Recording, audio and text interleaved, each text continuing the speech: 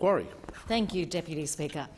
I rise to support this bill and the amendment moved by the Shadow Health Minister. And really this issue did have its start in the major market failure that occurred in 2002, which impacted midwifery indemnity insurance. Now, since then, various reviews have determined a way forward, and I note the involvement of stakeholders like the College of Midwives, the Australian Nursing and Midwifery Federation and the AMA, who are all supporting the fact that there is now action on this issue, and I thank them for engaging in a process. I know it has been a long one, but there are two unresolved issues that remain in midwifery in indemnity insurance area, and both impact on midwives and therefore on women who seek to have a midwife at their birth, in particular at home births. And in my electorate of Macquarie, there are a significant number of families who choose that as their preferred option. So the first issue is the lack of indemnity insurance for midwives who are doing home births. Now, while midwives delivered both my children, I didn't choose to have a home birth, but I think we need to respect the right of women who want to go down that path and ensure that they have the support they need to do that. And that means access to midwives. But while midwives can't access insurance, the process becomes harder and riskier. And that can well happen if the current exemption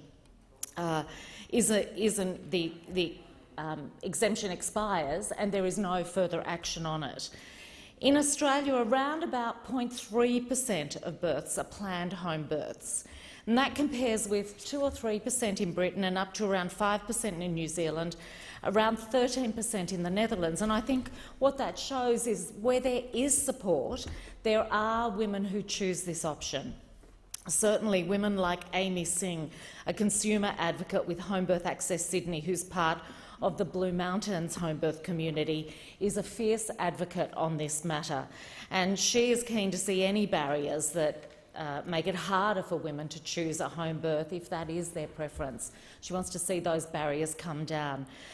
Look, I also note that there have been calls recently from midwives and home birthing groups for a Medicare rebate to be applied to home births, and that the Minister has advised that the Medical Benefits Schedule Review Task Force will submit its findings on that matter before the end of the year, and I look forward to that.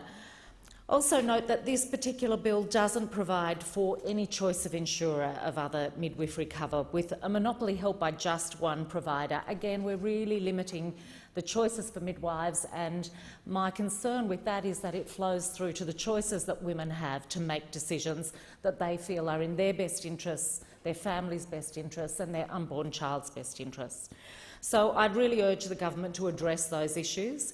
This really is about women having the ability to make choices about where and with whom they give birth. It's a very individual decision, and it shouldn't be insurance considerations that determine it.